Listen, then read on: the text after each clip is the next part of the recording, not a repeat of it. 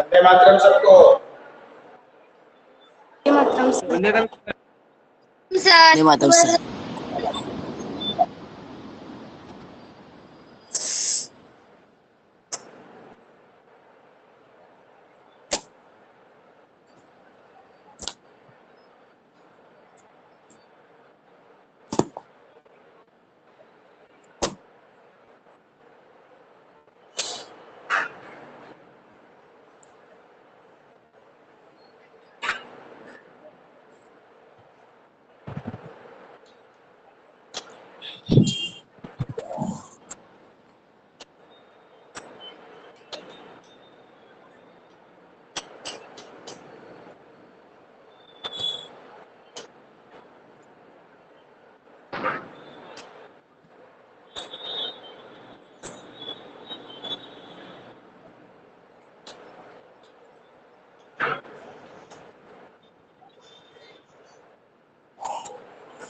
पाठ 1 स्वाध्याय से अभी हम चलेंगे।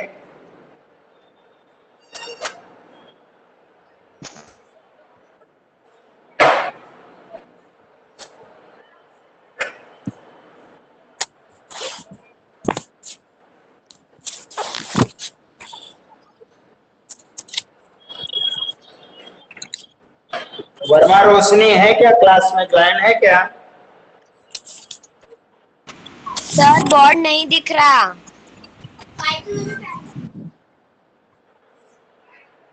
बोर्ड नहीं दिख रहा?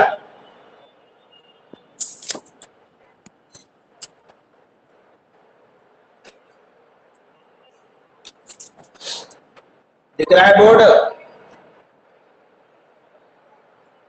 Yes sir. यस कल हमने सर। आपको होमवर्क दिया था। कल हमने आपको होमवर्क दिया था, खाद के लाभ।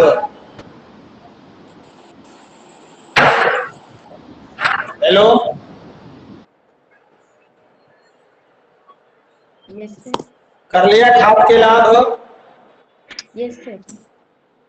खाद के लाभ को कर लिया? सर एक बार रिपीट करा दीजिए, हम कल नहीं ज्वाइन हो पाए थे।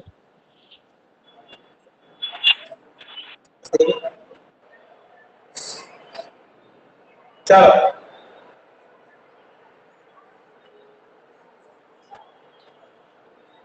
खाद के लाभ।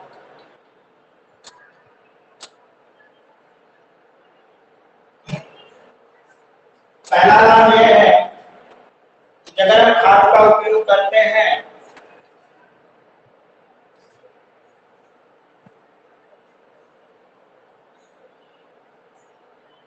खाद के उपयोग से मिट्टी का गठन, जो हमारी मिट्टी है, हमारी जो जमीन है, वो अच्छी रहती है। और जल अवशोषण क्षमता,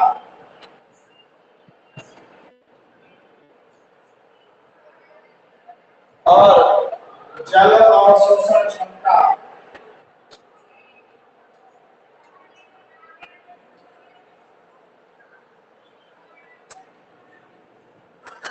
में वृद्धि होती है।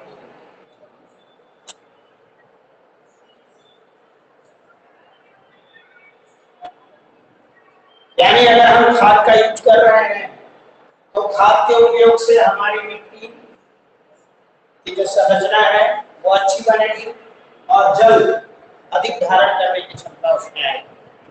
दूसरा लाभ यह है कि जो मिट्टी होती है, मिट्टी में सभी को तो आपूर्ति होती है।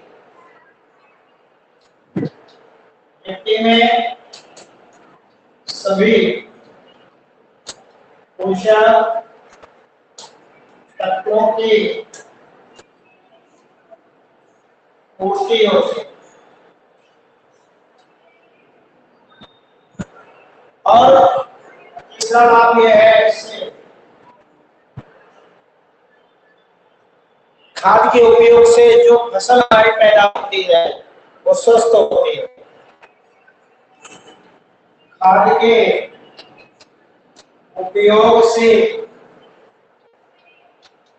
उत्पन्न हुई फसल स्वस्थ हो।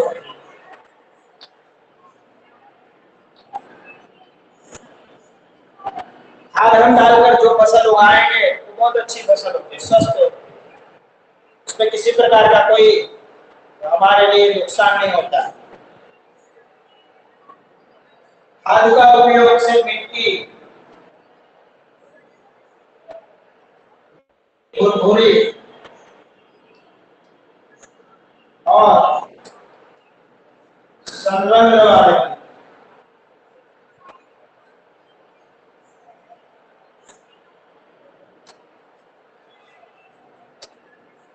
तो अगर हम अपने जमीन में खाद का उपयोग करते हैं तो ये हमारी जमीन को इस प्रकार से वो लाभान्वित करेगा। ठीक है, अब उर्वरक का उपयोग करने के लाभ। 11 उर्वरक के उपयोग करने से, उर्वरक का उपयोग करने से हमें क्या लाभ होता है? तो बच्चों, अगर हम उर्वरक का उपयोग कर रहे हैं तो हमारी फसल है, फसल उत्पादन में वृद्धि होती है।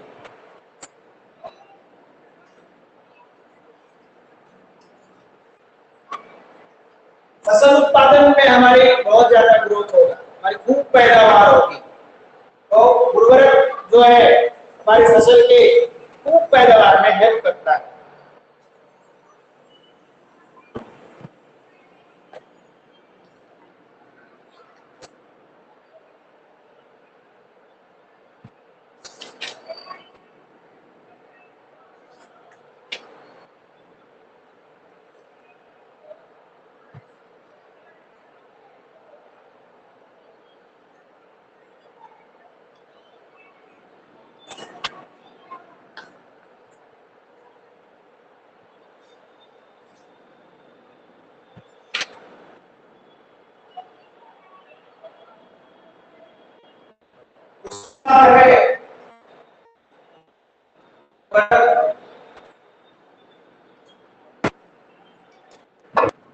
उपयोग से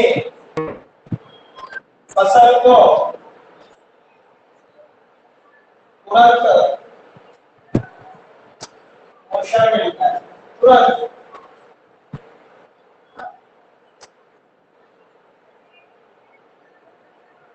उर्वरक का उपयोग करेंगे तो फसल को तुरंत पोषण मिल जाता है।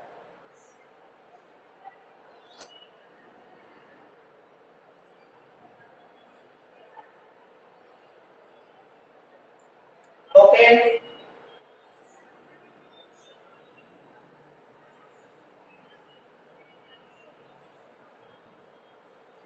नीचे का बाकी है। बस यही तक है, इसको लिख लीजिए।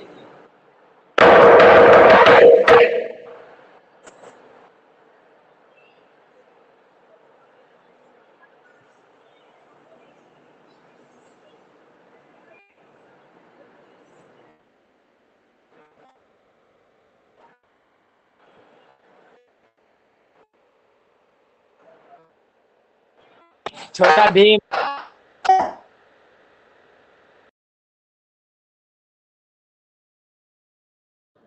सर 11वीं का बाकी है।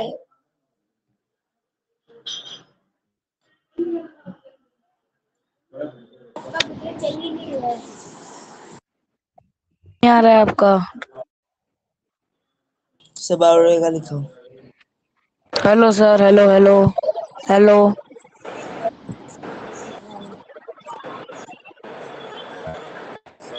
अगला है सर 11वीं उर्वरक के उपयोग से हानि।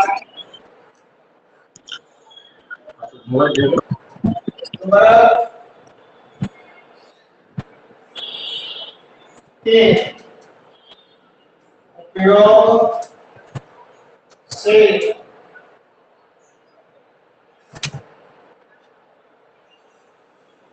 से अगर हम बच्चों उर्वरक का लगातार उपयोग करते हैं तो उससे उर्वरक के उपयोग से हमारी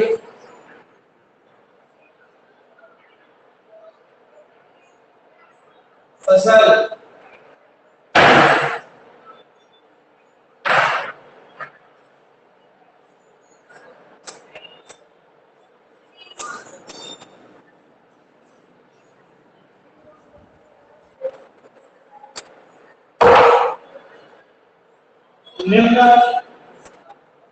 लिखित हानि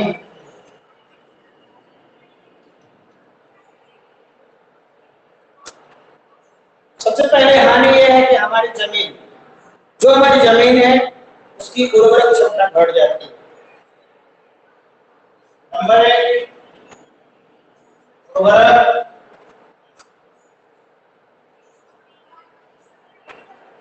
के लगातार प्रयोग से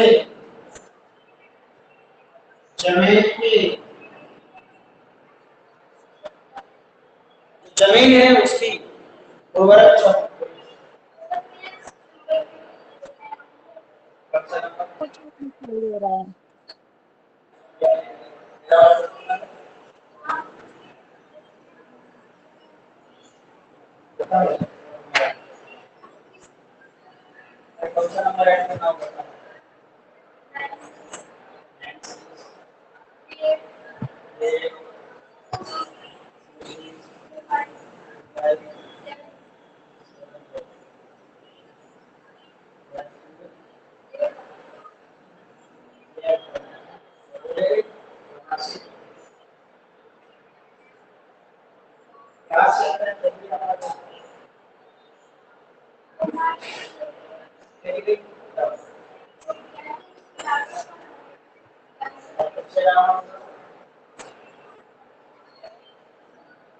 ओके,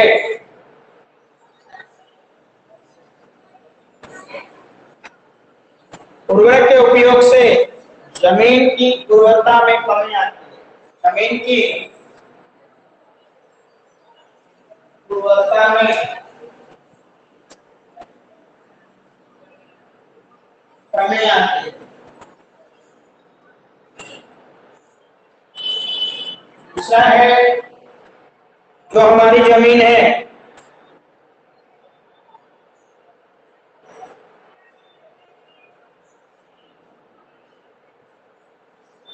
जमीन में जल धारण करने की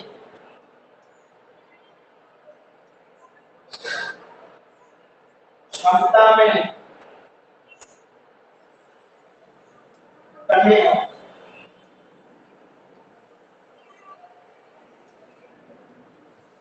जो जमीन है उसमें जल धारण है, मतलब जमीन जल लेना कम कर देती धीरे धीरे। ठीक है,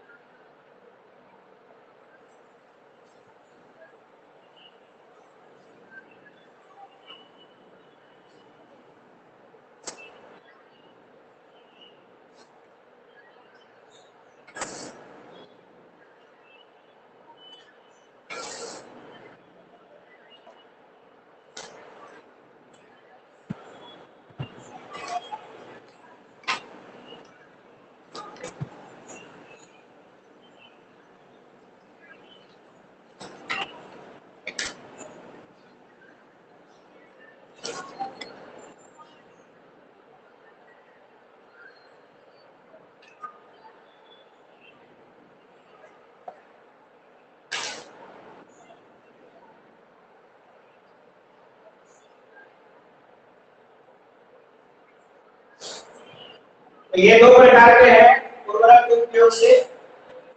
उर्वरक लगातार उपयोग से जमीन की गुणवत्ता में कमी आती है, जमीन में जल धारण करने की क्षमता में कमी आ जाती है धीरे धीरे। तीसरा है बाद में जमीन बंजर हो जाती है।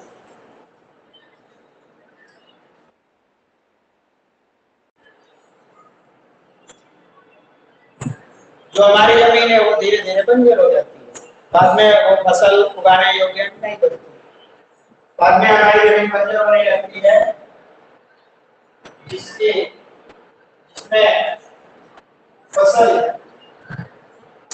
उत्पादन में धीरे धीरे कमी आने लगती है।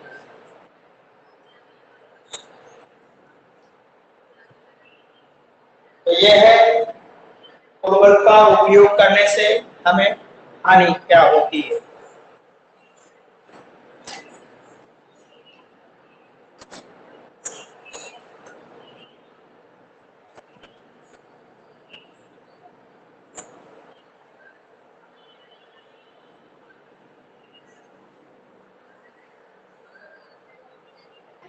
सर 12वीं का बाकी है।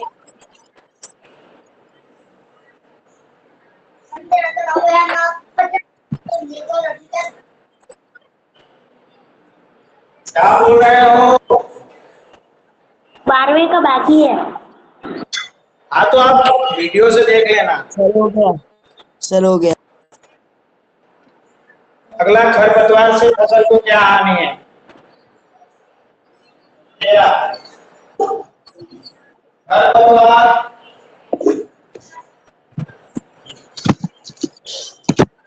से फसल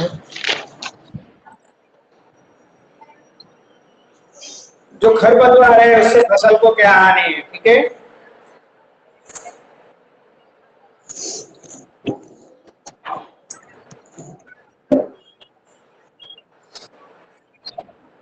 खरपतवार से फसल को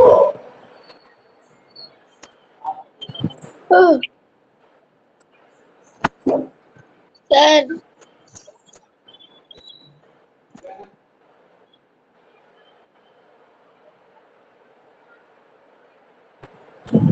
निम्न हानि।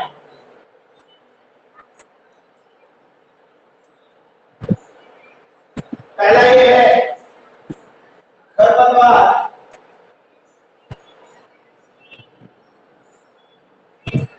से मुख्य फसल को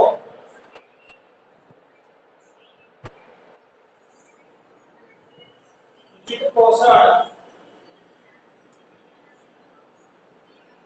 नहीं मिल पाता।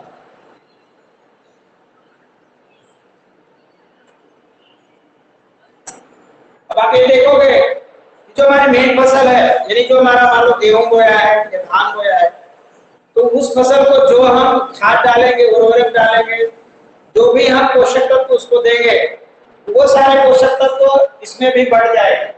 यानी खरपतवार से मुख्य फसल को उचित पोषण नहीं मिल पाएगा। कैसे नहीं मिल पाएगा? जैसे कोई एक ही थाली में खाना परोसा गया हो और उसको खाने वाला एक व्यक्ति हो, लेकिन उसके साथ कई लोग और मिल जाए तो वो खाना बढ़ जाएगा। इस तरह से जो उसे उचित पोषण नहीं मिल पाएगा। तो यही होता है हमारी फसल के साथ। हम अपनी फसल को जब बोते हैं तो हमारी मेन फसल को जो पोषण मिलना चाहिए वो पोषण इनमें बढ़ जाता है।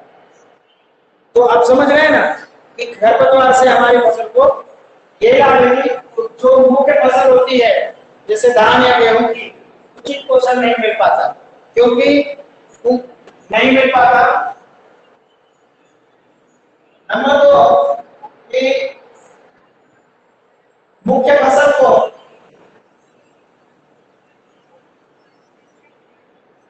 मिलने वाला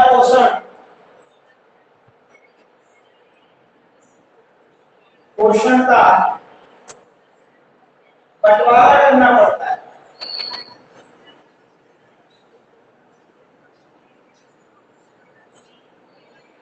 यानी जो हमारी मेन फसल है उनको उनके साथ शेयर करना पड़ता है और फिर उनको जो मेन मिलना चाहिए वो नहीं मिल पाता। तो मुख्य फसल को मिलने वाले पोषण का बंटवारा करना पड़ता है। ठीक है, इस तरह से खरपतवार से फसल को निम्न निम्न हानि, यहाँ हानि लिखना है, निम्न हानि होती है।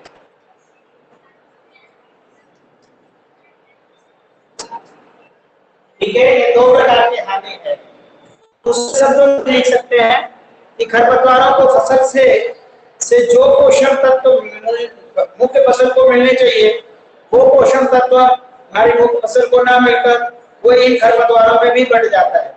इस तरह से उनकी जो पोषण क्षमता है वो प्रभावित होती है, उनका ग्रोथ रुक जाता है। ऐसा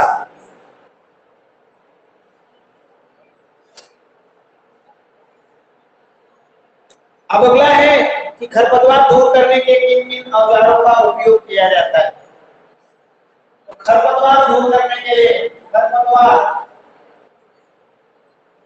दूर करने के लिए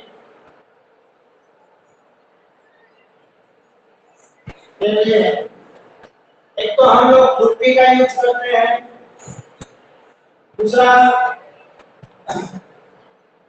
खुरपी होता है, ठीक है। फिर हम कीटनाशक, फिर हम खरपतवार नाशी,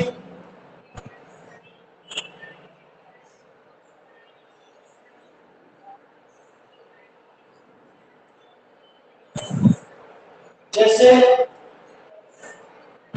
2 और 4D रसायनों का उपयोग करते हैं।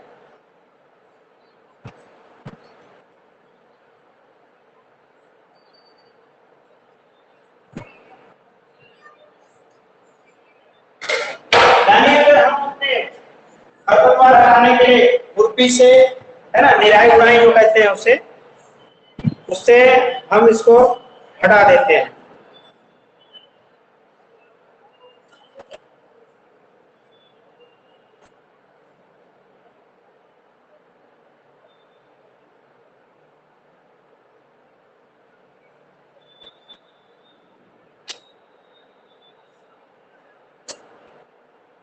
ओके,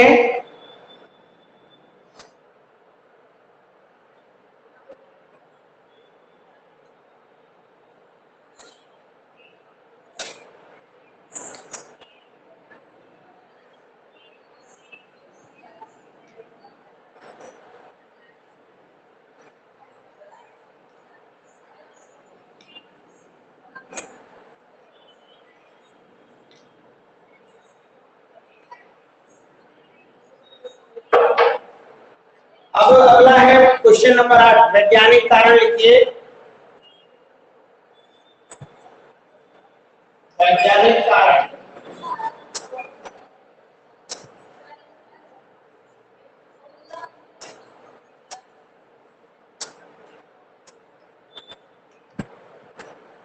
वैज्ञानिक कारण में पहला है खेती में आधुनिक कृषि यंत्रों का उपयोग करना चाहिए।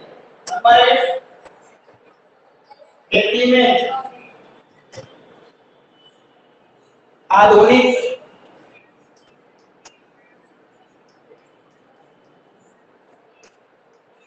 कृषि यंत्रों का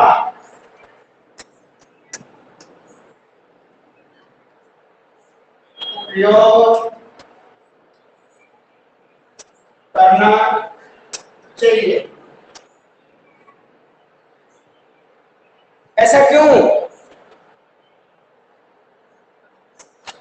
है कि नहीं?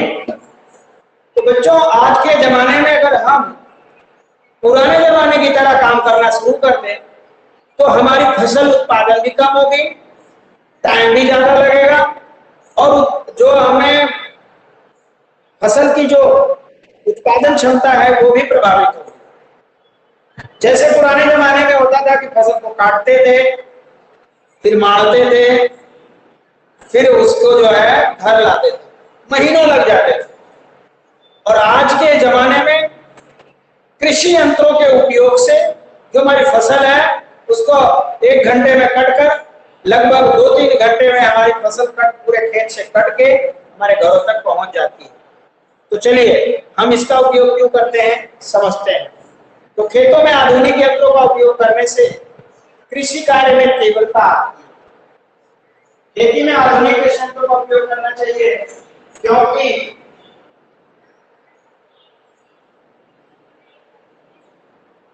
क्योंकि कृषि यंत्रों के उपयोग से, जो कृषि यंत्र है बच्चों, इसका अगर हम उपयोग करते हैं तो हमारा परिश्रम भी कम लगता है, समय की बचत होती है ना। हाँ, तो हमारी कृषि कार्य भी ठीक होती है। तो कृषि यंत्रों के उपयोग से कृषि कार्य में तीव्रता आती है। दूसरा, श्रम और समय की बचत होती है।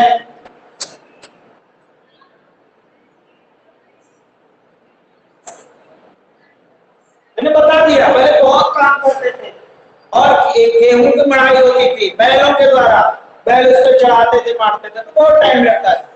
अभी यांत्रिक औजार आ गए, हार्वेस्टर आ गया, इनके उपयोग से 1 घंटे 2 घंटे में कट जाता है। ठीक है,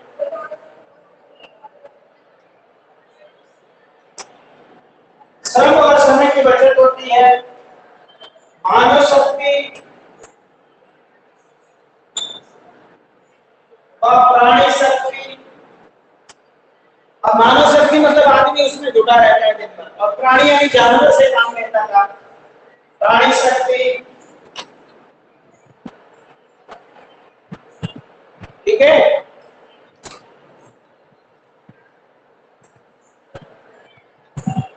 का उपयोग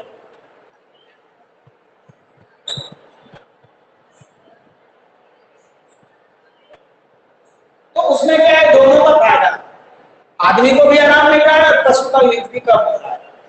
तो ये हमारा आधुनिक कृषि यंत्र का उपयोग से होता है। साथ ही साथ फसल को कम नुकसान होता है।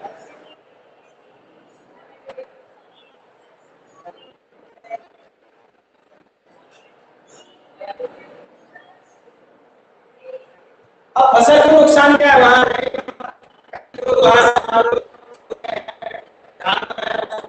टेस्ट करेंगे, इधर उधर पड़ा रहेगा महीनों तक, बरसात हो गई, भीग गया, खराब हो गया, तो इस तरह से हम उसकी रक्षा कर सकते हैं। यानी यही है उससे फायदा। Side please. ओके, सर इतना ही है ना इसका पहले का उत्तर? हाँ बस इतना ही। और क्या पूरा लिख डालोगे? नहीं।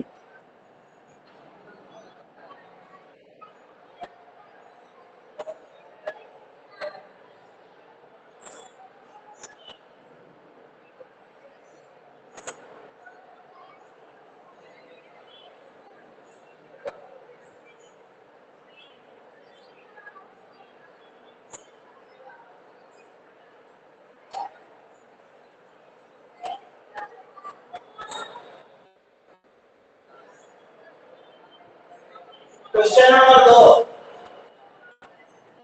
केंचुए को किसानों का मित्र कहते हैं।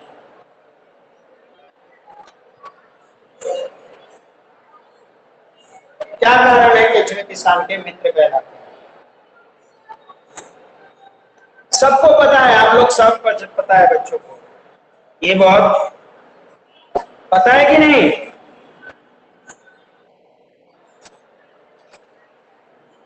Yes sir. इसको लिख लेंगे, इसको लिख लोगे आप कि मैं लिखाऊं?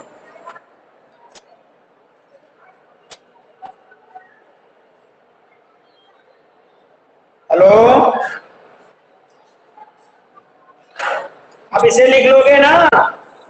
सर आप यस सर। चलो दूसरा है, जमीन की जुताई करनी चाहिए, तो आप इसे लिख लेंगे। आप सबको पता है कि जो केचुए होते हैं वो जिस मिट्टी में रहते हैं उसको खाते हैं, खाने के बाद उस मिट्टी को फिर से उत्सर्जित करते हैं, यानी उस मिट्टी को पोला कर देते हैं। और जो हमारी पोली मिट्टी है उसमें जमीन संग्रहण क्षमता हो जाती है, हवा पानी भी उसको मिलता रहता है। इस तरह से वो जो हमारी जमीन है वो उपजाऊ हो जाती है। उस प्रकार की मिट्टी में हम कोई भी फसल उगाएं तो बहुत अधिक उसमें उत्पादन क्षमता होती है। इसलिए जो केचुए हैं हमारी मिट्टी में रहते हैं, जिस मिट्टी में उसे खूब खाते हैं, उलटते पुलटते पोला करते रहते हैं और उसको सदरंध्र वाला बना देते हैं। और सदरंध्र वाली पोले वाली जो मिट्टी होती है उसमें सनलाइट, उर्वरक, जो सूर्य प्रकाश और पानी हवा भी अच्छे से मिलती है। इसलिए किसानों को किसानों का मित्र कहा गया। ये आप पढ़ते आए हो, इसलिए नहीं लिखा हूं। अगला है बली प्रकार से मिट्टी में मिल जाती है।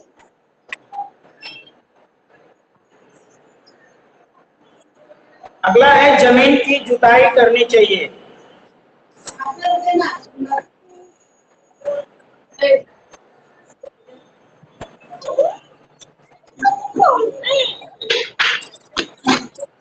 आवाज बंद करो जिसकी आवाज आ रही है।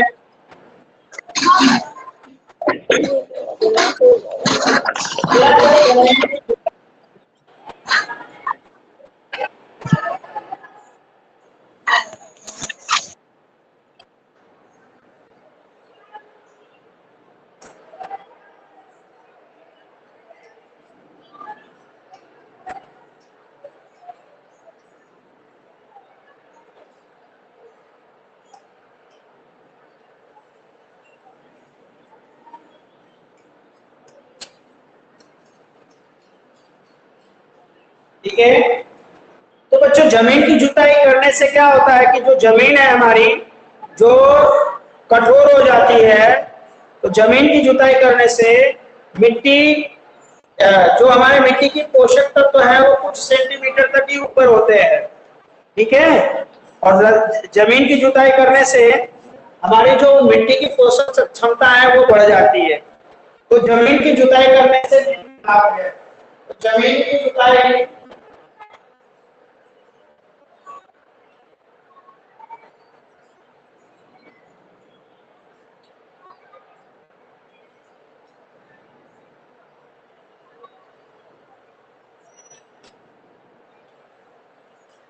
क्योंकि जुताई करने से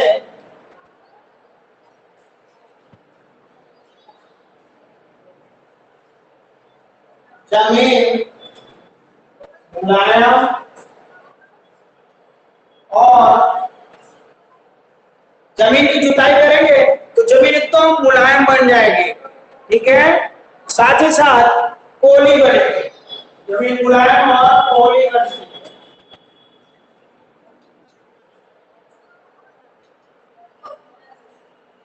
तो जमीन की जुताई करने से पोली बनेगी। दूसरा चीज है जमीन में खनिज तत्व ऊपर आ जाएंगे। जमीन में एक खनिज तत्व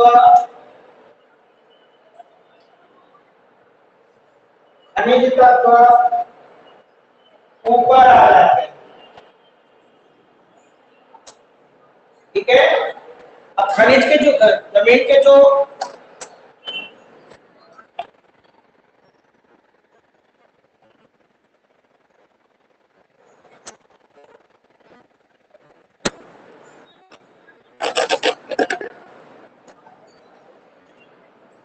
ठीक है तो ऊपर आ जाते हैं। ठीक है, साथ साथ जमीन में हवा का आदान प्रदान होता है।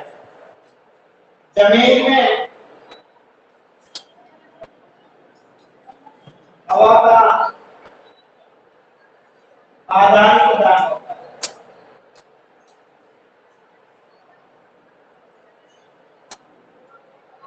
अचानक जब जमीन को उल्टा पुल्टा करेंगे तो उसमें हवा भी आ जाएगा। ठीक है ना, अगला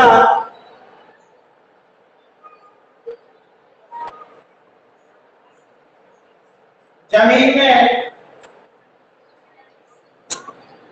खाद का मिश्रण भी अच्छी तरह से हो जाएगा। ठीक है, यानी हम जमीन को जोतेंगे,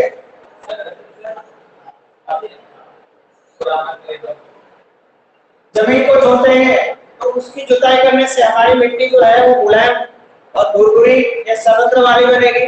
साथ ही साथ जमीन में खनिज तत्व की मात्रा बढ़ेगी और जमीन में हवा भी पहुंचेगी। इस तरह से जो भी जमीन हमारी अगर हम नहीं जोतेंगे लगातार तो वो बंजर बनती जाएगी। इसलिए वैज्ञानिक कारण यही है जमीन जोतने का, जमीन मुलायम पोली सरंध्र वाली बने, ताकि जब हम फसल उत्पादित करें, जो भी फसल बोए वो अच्छे से हो सके।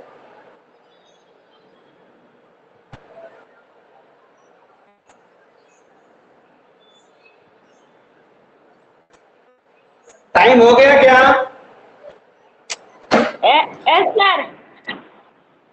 सर ओके, अब आपका लेसन है फसल चक्र अपनाना चाहिए और दूसरा उपयोग उर्वरक का उपयोग कम करना चाहिए। आज आपका लेसन है कि फसल चक्र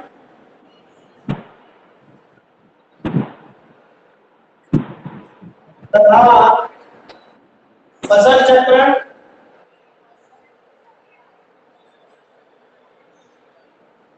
के बारे में लिखो।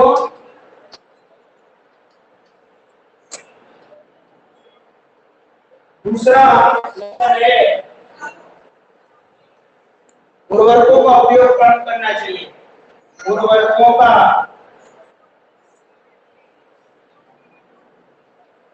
उपयोग कम करना चाहिए।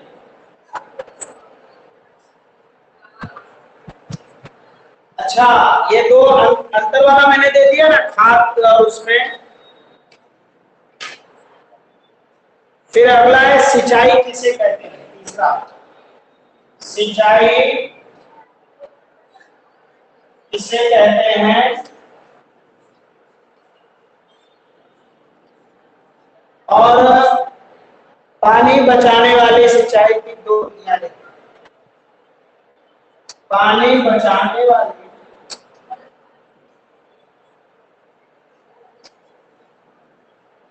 सिंचाई की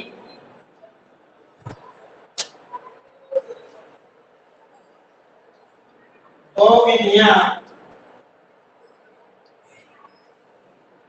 लिखो। ये आपका होमवर्क है। वैसे मैं डालूंगा लिंक पे, जो स्कूल का ऐप है उस पे मैं डाल दूंगा। ओके, किसी बच्चे को कोई दिक्कत? No sir.